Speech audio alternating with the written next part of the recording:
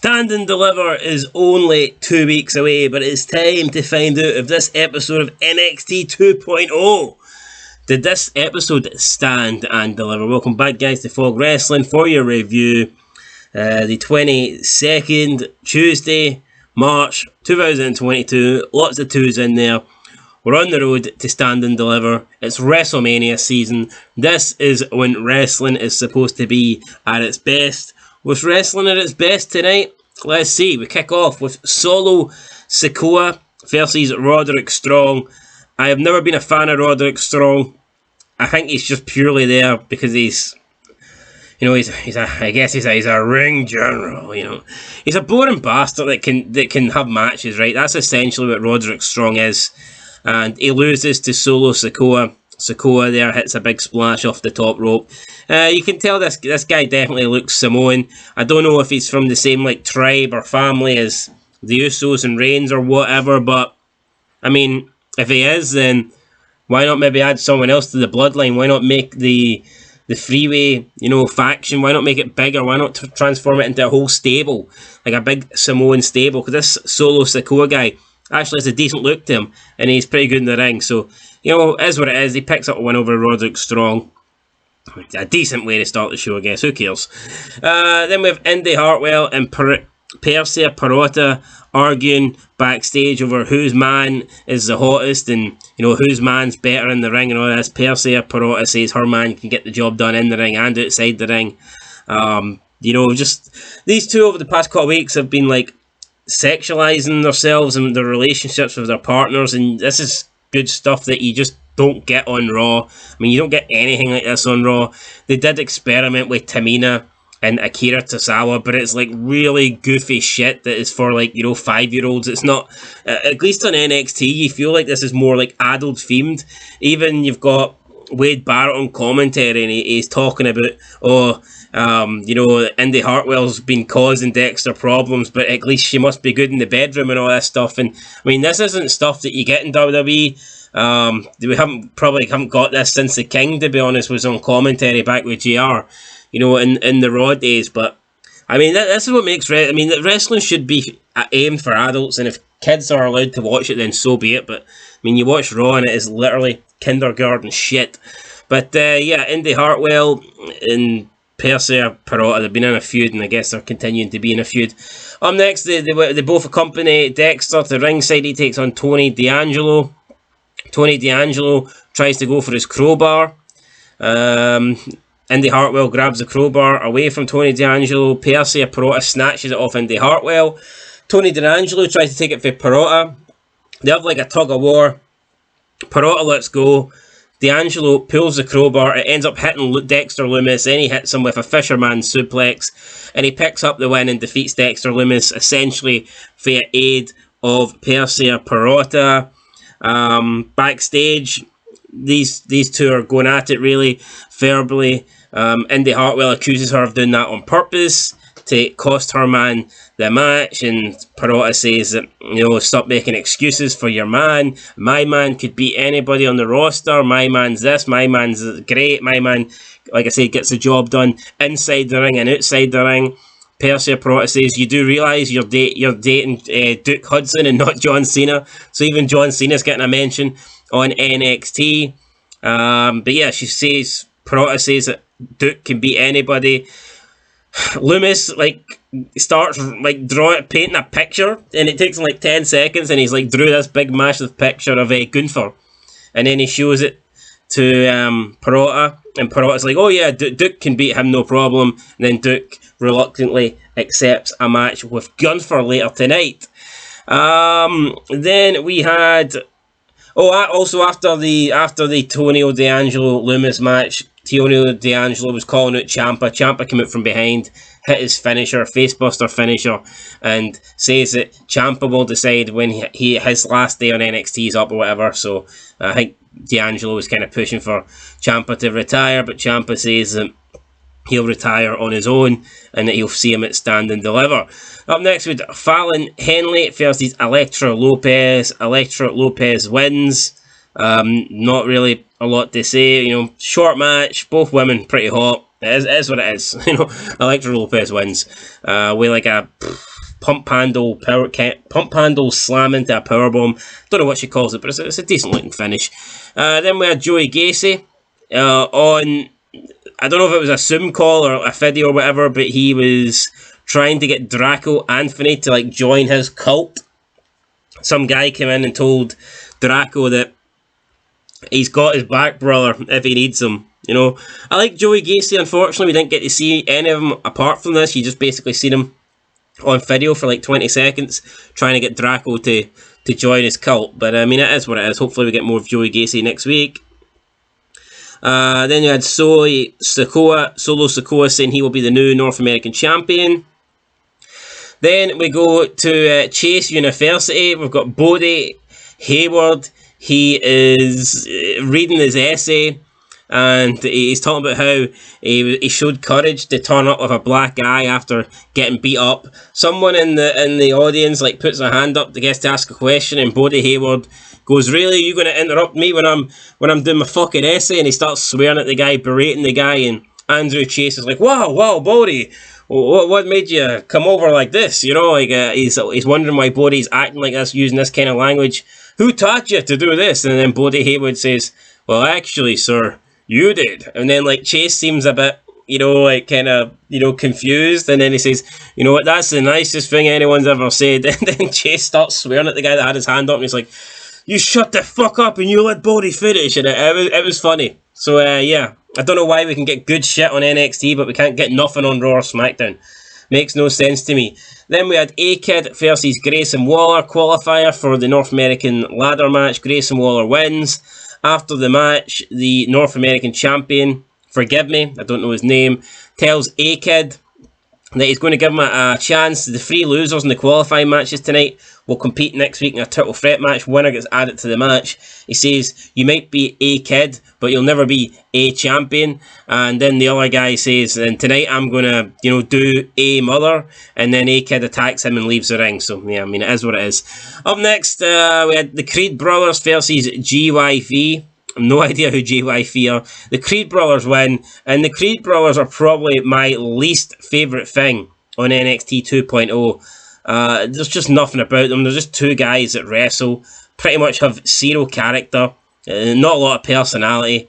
You know, they've got a black manager, I guess, because they can't speak, so they need someone to do the speaking for them.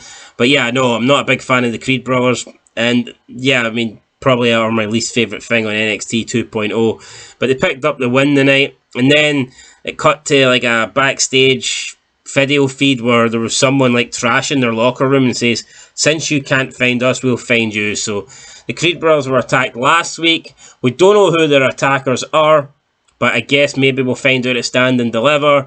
Is it going to be a new tag team? I'm going to assume that it's someone debuting in WWE. Who could that be? I honestly don't really know. There's talk of the Briscoe brothers leaving Ring of Honor. People thought they were going to go to AEW. Maybe they're going to NXT, but I don't see it, to be honest, because I think McMahon's trying to push a younger, you know, he's trying to go in a younger direction. NXT is trying to filter out all the older guys, and you can see they are pushing the youth. So I don't see them signing, you know, two fucking old guys that are, what, 40 now? And who cares about the Briscoe? Fucking indie bums at best. But anyway, I guess we'll find out soon who is behind these attacks on the Creed Brothers. Then we had Braun Breaker versus Robert Roode. Straight up, I think Robert Roode's entire WWE run has been terrible. Albeit I did not watch his original run in NXT when it was the Black and Gold brand. I didn't see it. But ever since he's been called up to the main roster, it has been garbage. It fucking has. I think he's held like the United States title as well. But I mean, that was such a lackluster run. I can't even remember it.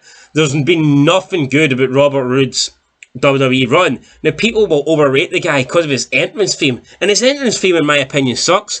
Glorious. And everybody thinks they're great because, and I've even seen like non-wrestling fans, they'll like have that intro for the start of like their YouTube channel and stuff like this. Shout out to CJ Novo 992, lefty bastard, overrated bastard. Guy that talks about football, but he puts in the Robert Roode intro because he thinks he's mad. I mean, not really. It's not a good theme, but everyone seems to love Robert Roode because of his theme. I mean, if someone's got a good theme, just say they've got a good theme, but that isn't going to give me a reason to like the person. I mean, I remember hearing Alex Riley's theme back in the day, and I thought, that's a pretty good theme song, but Alex Riley fucking sucked. So, and it wasn't because Cena held him down, the guy just wasn't any good. Let's face the facts. But yeah, Braun Breaker beats Robert Roode. Then after the match, he's walking up the ramp, and Dolph Ziggler surprises him with a super kick. Says he'll see him at Stand and Deliver. Says that Braun Breaker isn't on his level, and that the only time he will drop the NXT title is when he wants to. And what level is Dolph Ziggler on? Seriously, mid-card mediocrity? Like what level? I mean, this guy has been doing absolutely nothing. Dolph Ziggler, he's a lower mid-card guy at best. That WWE, every couple of years, they'll decide that they want to try and give him a little push to put him in a title match. Then he's been teaming with Robert Roode, the Dirty Dogs, woeful tag team that nobody cares about. Yeah, I mean, Dolph Ziggler. I mean, I really hope that I didn't think I would be this infested in NXT, but I really hope that Braun Breaker beats Dolph Ziggler at Stand and Deliver. And he has to, in my opinion. Has to. Up next, we have Duke Hudson versus Gunther. Gunther picks up the win. Is what it is. Yeah, so Gunther wins. Fucking. Who cares? And after the match, Gunther says he's sick of being overlooked while others get title shots because of their mouth. He calls out Eli Drake. Eli Drake goes to talk. He says, "No, you shut up. I talk, you listen." I know that doesn't sound like Gunther, but fuck it. We'll go with it anyway. He says that Eli Drake, no, it's not Eli, it's LA Knight. Why am I calling him Eli? LA Knight. He says that LA Knight, his mouth talks him into championship fights that his talent can't win him. And he says that LA Knight is what's wrong with the current wrestling. I mean, I disagree. I mean, what's wrong with current wrestling is boring bastards like Gunther that has absolutely nothing apart from his in-ring ability. And this guy's lost a lot of weight, yet he's still a flabby mess. I mean, I don't know if he was told to lose weight, but he's lost weight, but his physique hasn't got any better. He's just lost weight, and he's still flabby as ever. So, I mean, Gunther, at least put a bit of muscle on. It's weird because they cut a promo about how Americans are fat and all this stuff. Yeah, I mean, look at the state of this guy. Come on. I've seen fucking more muscles on the beach. Then Gunther goes to talk more. Eli Drake shuts him up, and Eli Drake says, "Well, I was going to try and book a match for Stand and Deliver with my mouth, but instead I'll use my fist." LA Knight hits Gunther. Imperium start beating up LA Knight, and then SCU come out and help Eli Knight, and Gunther gets dropped and then thrown at the ring by LA Knight. It was an okay bro. I mean, the promo wasn't that bad. I mean, I know I've just bashed Gunther there. I guess he did it. I think when you're foreign, it's like, even if you're shit at promos, it's almost like it's kind of accepted because you've got a weird accent, and it's this kind of promo just suits Gunther. If he was an American and he spoke like this, then you'd be like, holy shit, this guy is fucking horrendous. But because it's that kind of language barrier, I mean, I think you kind of just let him away with it, don't you? Give him the benefit of the doubt. Cameron Grimes says his one last chance to, his one last opportunity to stand and deliver. I mean, fuck Cameron Grimes. Don't want to see him. Then we had Indy Hartwell and Persia Pirotta hug it out. Duke and Dexter had a handshake. Dexter then slapped Duke on the chest and gave him a thumbs up. So, yeah, I guess it was entertaining. And I like the way this is weaved throughout the show. I mean, you've got this whole Indy Hartwell, Persia Pirotta thing, right? On a 2-hour show, we've got 4 different segments. We've got two matches and 2 backstage segments. Like, why can't we get that with the main people on the main roster? Why can't we get Brock Lesnar and Roman Reigns and Paul Heyman? Why can't we get them filtered throughout the show instead of one and done? I don't get it. If they can do it right on NXT, why can't they do it right on the main fucking show? Then in the main event, it was Io Shirai and Kaylee Lee versus Dakota Kai and Wendy Choo in the Dusty Cup Final Classic, right? I've got to rant on this. The Dusty Cup, the Dusty Classic tournament, whatever. When they first done it, I thought it was going to be like a one-off thing, and they were just trying to, pay respect to Dusty, whatever, mention his name in a tournament. But now they're doing it every year, like a sort of King of the Ring thing, and to me it just waters it down. I mean, it's like the Andre the Giant Battle Royal. I think if they had that just one year, and Cesaro wins it by tossing it Big Show. That does more for Cesaro. You know, that's like a moment where you can go, holy shit, Cesaro won the Andre Giant Battle Royal. But when you bring it back every year, Cesaro's first win is meaningful, right? I mean, it's meaningless. It doesn't really matter anymore. It gets watered down. And it's the same with this. I mean, you just don't remember winner after win. It's not like the Royal Rumble where it's a thing that leads on to WrestleMania. I think that's different. But like tournaments like these, I think should just be done like once in a while. Or maybe like once every 4 years, like the World Cup or something like that, you know. Or, you know, it's things that happen. The Olympics, like every 4 years. I mean, to do this every single fucking year, I think it's a bit overkill. And then Io Shirai and Kaylee Ray win. I think out the two choices here, they were the only team that was going to win, realistically, if you look at it. And then Toxic Attraction came out, and Io Shirai and Kaylee Ray said when they started this, they were going to dethrone Toxic Attraction, but they realise now that the way to do this isn't to win the tag belts, it's to go after the leader and win the Women's NXT Championship. So they're going to change the match between Cora Jade and Mandy Rose at Stand and Deliver into a Fatal 4-Way, and they add themselves into the Fatal 4-Way match for the NXT Women's Championship. So hold on, they won the Dusty Classic Tag Team Tournament. They won a tag team tournament that is, you know, paying homage, whatever, to Dusty Rhodes. They win a tag team tournament, and straight away after they win it, they basically say, oh, we don't want the tag titles are shit, and they disband their tag team to make the singles match for the women's title a Fatal 4-Way. On what planet does that make sense? It just makes the whole tag team thing look fucking stupid, you know. They've teamed up, two single wrestlers, they've got to the final, they've won this tag team tournament, just to straight away say, nah, we don't care about the tag belts, we were going after a singles belt, you know. It was dumb, it was daft. And I had a big issue with that, but I mean, it is what it is, guys. That's how the show ended. Then there was a brawl. Toxic Attraction outnumbered them 3-2. Cora Jade came in to make the save, and then they had a face-off between 3 sets of women. Who knows? Maybe we'll get a 6 women's tag match next week. I mean, the show was all right.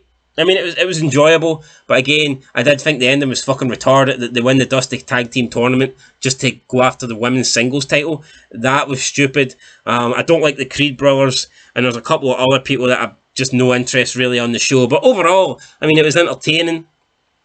It was decent, you know, I'll give it a 4 out of 10.